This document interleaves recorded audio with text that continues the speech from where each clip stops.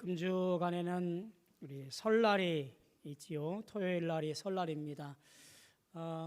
우리 한번 인사할까요? 우리 옆에 있는 분들 앞뒤 새해 복 많이 받으세요. 한번 인사하겠습니다.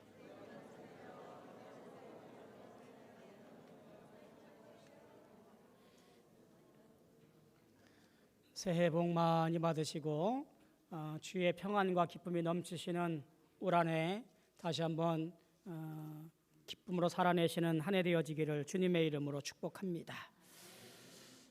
오늘이 또 절기상 입춘이네요. 우리 봄이 한껏 다다른 것 같습니다. 모든 것이 풀리듯이 우리 인생도 풀려 나가기를 또한 축복합니다. 50 중반을 넘어가면서 그런 생각을 좀 하게 됩니다. 내 인생은 어떠한가라는 생각, 이 불끝 떠오르는 때가 됐습니다. 내 인생은 안녕한가? 내 인생은 어떠한가? 뭐 그런 생각들이에요. 제 지식은 지혜는 영원할 것 같았는데 갈수록 기억력은 조금 없어지는 것 같고요. 아이들을 수학을 가르치고 영어를 가르쳤는데 이제는 그 아이들이 저보다 더 많은 걸 알고 있고 뭐 이런 느낌이 저를 찾아오고요. 늘 체력은 강철 같은 줄 알았거든요. 그런데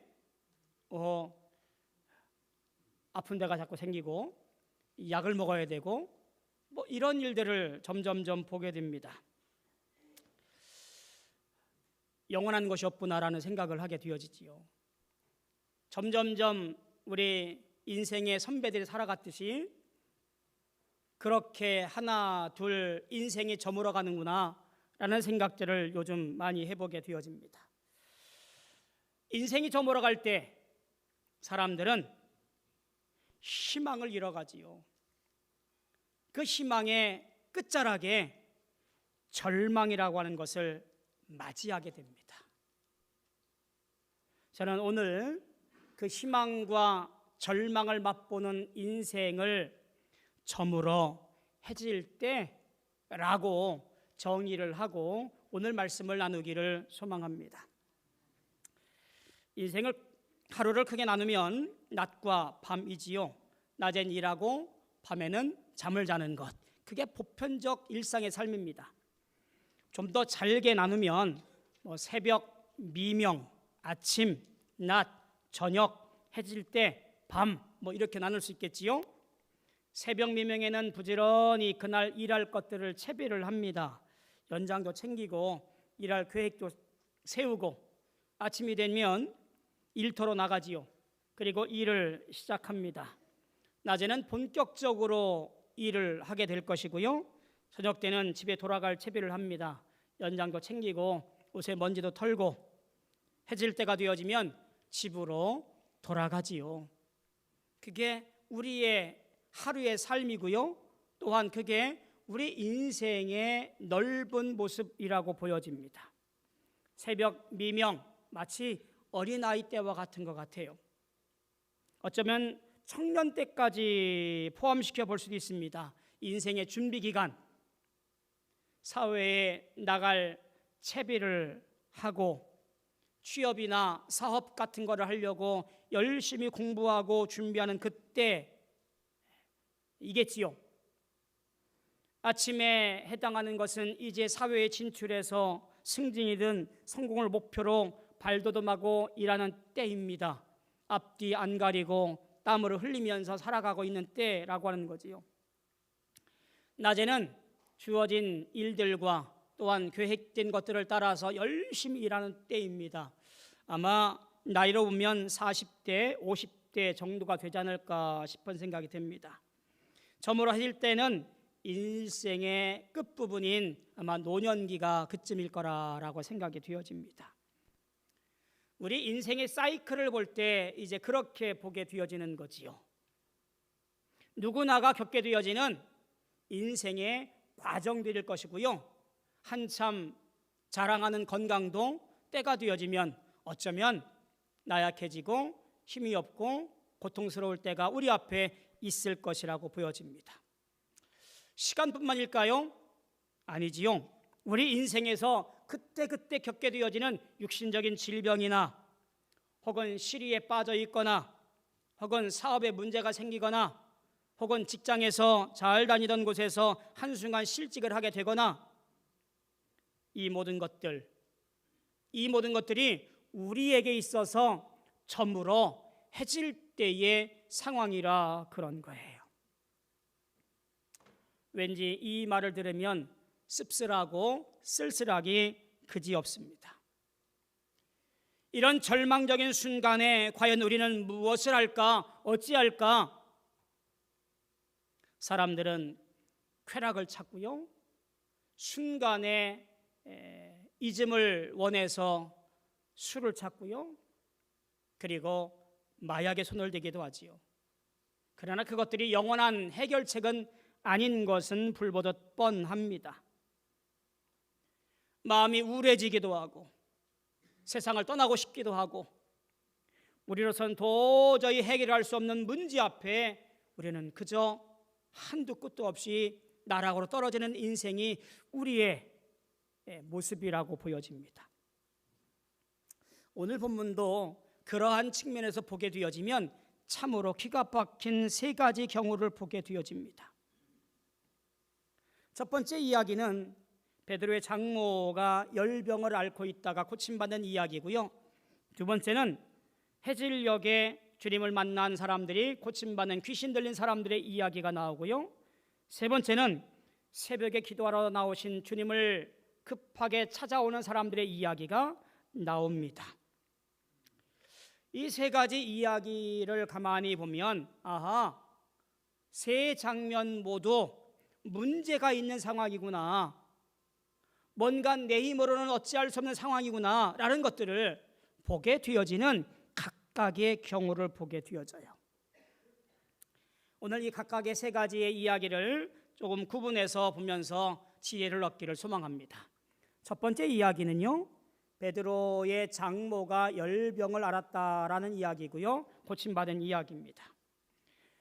바울 사도가 고린도전서 9장 5절에서 소개하기를 베드로는 굉장히 초대교회 시절에 으뜸이었던 하나님의 일꾼이었잖아요.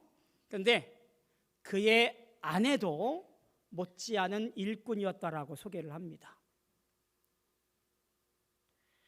함께 하나님의 일, 복음 전도 사역을 베드로와 그의 아내가 온 힘을 다하여 열정적으로 참여했음을 보게 되어져요. 다른 기독교 초대교회 문서들 보면 베드로보다 그의 아내가 먼저 순교했다고 전해요. 어쩌면 그를 위해서 아마 가정살림을 도맡아 했던 것이 아마 베드로의 장모이지 않았을까 생각이 들어요. 이스라엘에 베드로의 집을 가게 되어지는데요, 그 집의 크기가 만만치 않습니다. 꽤 커요. 그곳에 많은 복음 사역자들이 모여서 함께 교제하고 함께 떡을 떼고 함께 이야기를 하고 계획을 세웠던 것 같습니다. 그 뒷수발을 다 들었던 사람이 베드로의 장모였던 것으로 보여져요. 그런데 열병이 걸린 거예요. 우리 마가복음은 열병이라고 아주 간단하게 별거 아닌 것처럼 소개하지만요, 누가복음서에는 중한열병이라고 번역을 해놓았습니다. 이 중한열병이라고 하는 것은 아마도 그 당시에 말라리아나 풍토병 같이 아주 고열 40도 이상의 열을 내다가 결국에는 숨을 거두는 그런 고질병으로 보였던 것 같습니다. 뒤에도 보면 누워 있는지라라는 것을 보아서 아마 그 병이 오랬던 것으로 보여져요. 생각해 보자고요. 베드로와 더불어서 그의 아내 그리고 베드로의 장모까지 성령 충만하여 주신 사명 행하기 위하여 온 정성과 온 힘을 다하여 주의 일을 하고 있는데, 주님이 기뻐하시는 일이라면 물불 안 가리고 집을 떠나 먼 타향에서도 복음을 전하며 예수를 알리고 목숨 내걸고 주의 일을 하는데, 왜 가까운 가족들에게, 내 식구들에게 왜 이런 어려움과 왜 이런 병들과 왜 이런 고통이 생겼느냐, 그런 원망이 우리 앞에 생길 수 있는 상황이에요. 안 그래요? 내 평생 예수 믿고 주님을 위해서 일했는데,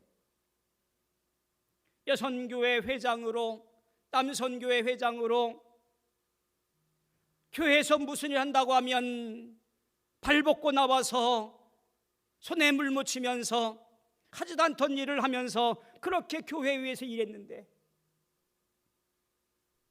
내 몸에 병이 생기고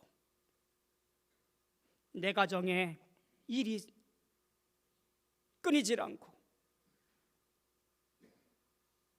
예수 믿는들 좋은 일을 못 보고 주 앞에 충성한들 기쁜 일을 보지 못하는 것, 여러분, 그 일들 앞에 우리는 절망하고 실망하고 속상해 할 때가 있다라고 하는 거예요. 지금 베드로의 모습이 바로 그와 같은 거죠. 두 번째 경우를 볼까요? 전무로 해질 때 모든 병자와 귀신 들린 자를 예수께 데려오니 라고 그렇게 소개합니다. 온 동네가 문 앞에 모여들었습니다. 아마 이 동네가 가버나움이기 때문에 어느 그냥 조그만 동네에 몇몇 사람들이 모였던 것으로 보여지지 않고요, 가버나움이 큰 도시입니다. 꽤 많은 사람들이 그 문 앞에 모였을 것이라고 보여집니다. 예수님께서 그 집에 있는 것을 알고 각종 병이 든 사람들이 모여들었고 귀신 들린 사람들이 모여들어서 이 병들을 고쳐달라고 주 앞에 간청합니다. 자, 왜 저물어 해질 때일까요? 앞서 지는 말씀들 21절 이하에 보면 그때 주님께서 언제 회당에 들어가시냐면 안식일에 회당에 들어가시고요, 그리고 회당에서 나온 이후의 사건들을 말하고 있는 거예요.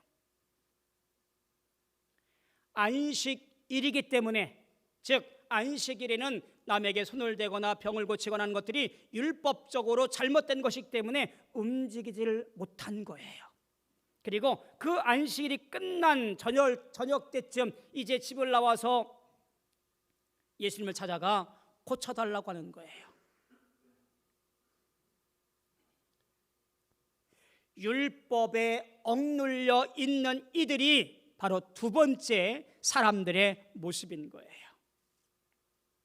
내 문제를 해결해 주지 못한 것들에 대해서 여전히 기대하며 살고 있습니다만, 그것들이 나를 어찌하거나 고쳐주거나 어떤 방법을 제시해 주지 못해도 불구하고 그것에서 억눌려 헤어나오지 못하고 있습니다.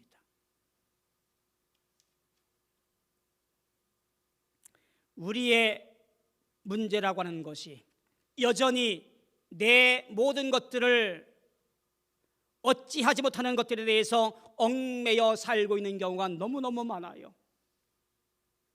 그 중에 하나를 소개하면 재물이지요. 우리는 재물로 내 모든 것을 해결해 줄 수 있을 거라고 생각을 하면서 여전히 그것을 모으려고 물불을 안 가려요. 그러나 그 재물이 여러분의 모든 문제를 해결해 주지 못합니다. 권력이 그렇든가요? 권력 또한 한순간 사라져 버리는 것들이기 때문에 내 인생의 문제, 내 육신의 문제, 내 모든 것들에 대하여 어떤 것도 온전히 해결해 주거나 길을 제시해 주지 못해요. 그런데 그것으로부터 벗어나지를 못합니다.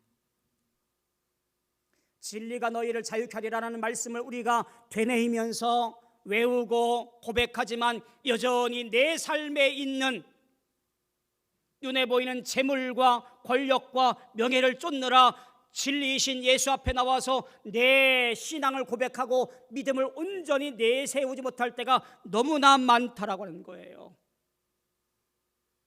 여러분, 율법에 억눌려 사는 인생, 거기에는 답이 없습니다. 재물과 권세와 명예 또한 우리에게 어떤 길도 알려주지 못합니다. 그 모든 율법에서 벗어나기를 소망합니다. 세 번째 경우는 뭘까요? 예수님께서 새벽 미명에 한적한 곳에 가서 기도하시려고 집을 나섰습니다. 그런데 시몬과 그의 함께한 이들 또한 예수의 뒤를 따라가는데 사람들이 찾아와서 예수 만나기를 청합니다. 그리고 시몬과 그의 형제들이 예수님께 말합니다. 주님, 모든 사람이 주를 찾습니다.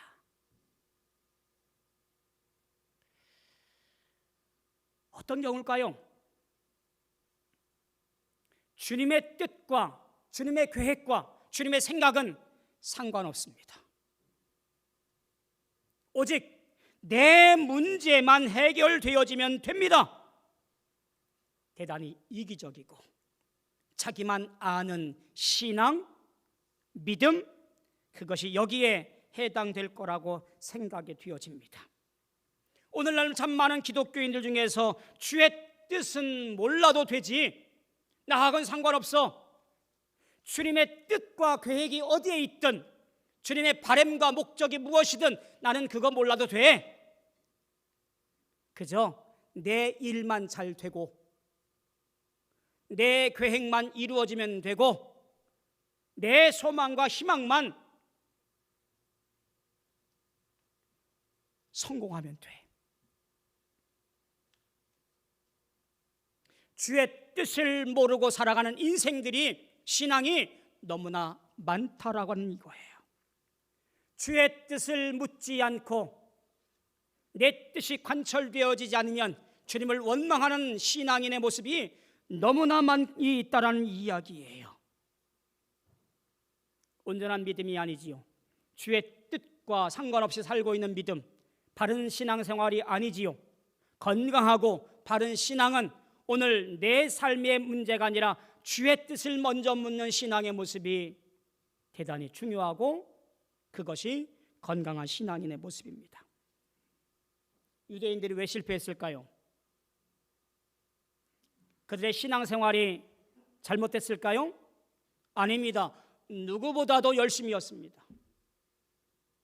일주일에 2번씩 금식하고요, 소득의 11조를 철저히 구별해서 드렸습니다. 그리고 613가지 율법과 그에 관련된 규례들을 잘 지켰습니다. 철저하게 지켰습니다. 그러나 그들은 독사의 자식들이라는 말을 듣고 예수님으로부터 내쳐진 사람들이 되었습니다. 왜 그랬을까요? 자기 중심적이었기 때문에 그래요. 전통 중심의 신앙이었기 때문에 그래요. 오늘 우리가 찾아야 할 것이 뭐예요? 하나님 중심, 성경 중심의 신앙이 필요한데 그것을 저버린 거예요. 세 번째 불의의 모습들은 이렇게 주의 뜻과 계획과 행하심은 상관없이 내 소망만 이뤄달라고 하는 잘못된 모습인 것을 보게 되어지지요. 우리는 이 세 가지 경우를 가만히 보면서 아하, 이 모든 경우가 바로 점으로 해질 때이구나. 내 힘으로 어쩔 수 없는 삶, 내가 무엇도 해결할 수 없는 참 기가 막힌 인생의 모습 앞에 드러내 보고 있는 점으로 해지는 경우의 인생들을 보게 되어지지요. 자, 어찌하면 좋을까요? 이런 인생들, 우리도 똑같은 삶을 살고 있는데 여전히 실망하고 절망하고 내 욕심 챙기고 주의 뜻은 상관없이 살고 있는데 내가 어찌해야 구원받고 어찌해야 잘 살고 어찌해야 믿음의 삶을 살 수 있을까요? 점으로 해지고 있는 인생으로 어떻게 하는 것이 이기고 승리하는 삶일까? 어찌해야 어둠에서 빛을 바라보고 헤어나올 수 있을까?